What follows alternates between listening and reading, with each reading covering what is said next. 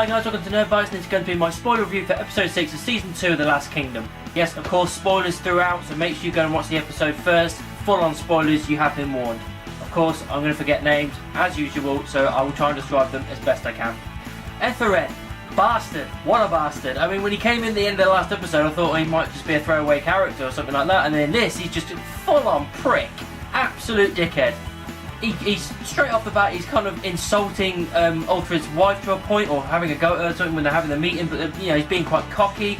Then the next scene, you've got him and his mate basically saying they want to overthrow Alfred, and to do that you have to obviously split up Uhtred and Alfred together and make sure they're split apart. So he obviously goes after Uhtred, he doesn't like him, and that's pretty much the plot for this episode. Man's a dick.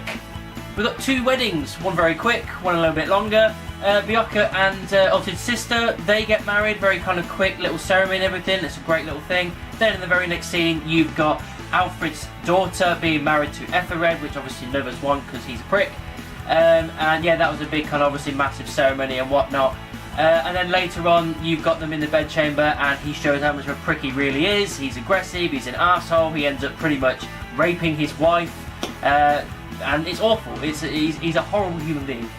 Alfred kind of confronts Uhtred in front of everybody and asks him about his disappearance and why he went elsewhere. And Uhtred has nothing to hide. He tells him the truth, and this is what's going to happen. This is what happened. This is what people are saying, and this is what, you know, why we went there. He said, "Yeah, I probably shouldn't have gone there, but I found out some vital information by going there. You've got to do this to stop the two brothers, the Danes and whatnot. They're here, they're there, they're everywhere, and you've got to stop them." So, you know, it's their relationship that's slowly falling apart, but he's trying to get something back here. He's trying to basically say, you know, I've pledged myself to you, I'm not going to lie to you, this is what's happened, but by doing something wrong, I've shown something that you can exploit here. They arrive in London to have a kind of chat with the brothers and whatnot, and they're kind of wanting to bring Uhtred over to their side, so obviously they can eventually kill him.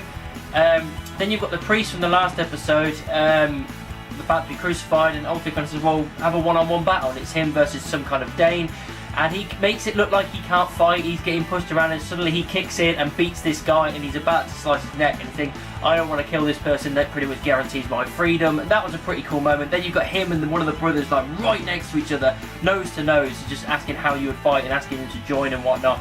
And the guy's going, no, I'm done, see you later. When Uhtred returns to Alfred with the company, and they try to plan their attack and everything, Uhtred is given the clear and sensible option, because he knows these guys, he knows the area, he knows what to do. He is the warrior, he knows what's going on. Then you've got Ethelred being an absolute prick, counteracting everything he's saying while they're trying to talk to Alfred to sort the battle plans out. And then basically Alfred comes up saying, I cannot trust you, get out. And it's like they're busy in the battle plans, which is one of the reasons why Uhtred is there. And he's been kicked out of the kind of meeting, which, you know, sows the seeds more. He even gets him to go back to Cookham as well. I mean, not directly tells him, he gets someone else to tell him, which again is sowing more seeds to these two eventually locking horns. Then we get another dickhead scene with Ethelred and the wife again, the daughter, basically hurling abuse at her and being convinced that she's slept with people before him, which she hasn't. And obviously there's only a certain way to tell that. You have to get a priest to do it and everything. And then Bjorka ends up being the one. And just as they're doing the ceremony and whatnot to figure out whether she's, it's quite obviously an intrusive procedure to find out whether she's actually had sex before him.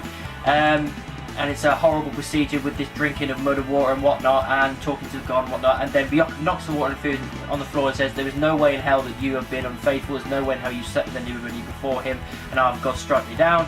And he kind of looks up and nothing happens. Of course nothing happens.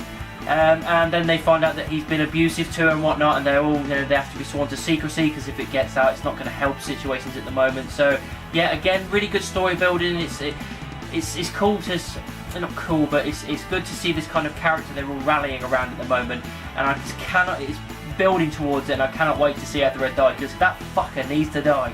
And we finally kick in with the Battle of London. It kicks in with two separate armies of the Uhthreds and Ethelreds, and they close in through to London, and in the middle of the courtyard, no one's there, deserted.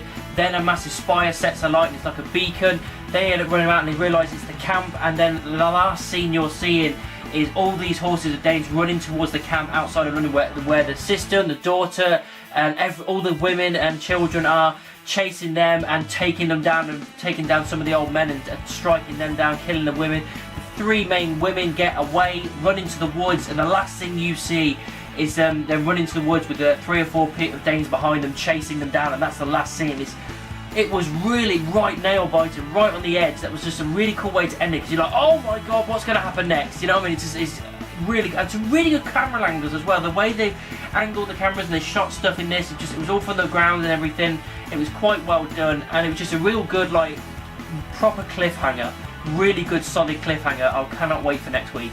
Overall, guys, really good episode. Quite enjoyed it. He's a dickhead. Etherin needs to die, and die fucking quickly, because he's an absolute prick. He found a new person to really hate in this, so I cannot wait to see who kills him. There's at least 3 or 4 contenders that can do so. Great episode, good cliffhanger. Looking forward to the next episode. So that's what I thought of episode 6 of season 2 of Last Kingdom. What did you think about it? Let me know down in the comments, or send me an email. You can also find me in the various social media: Facebook, Twitter, Instagram, moviepilot.com. Just type in No Bites anywhere, and I'm sure you'll find me. Don't forget to like, subscribe, and share my videos, and of course, keep it nerdy.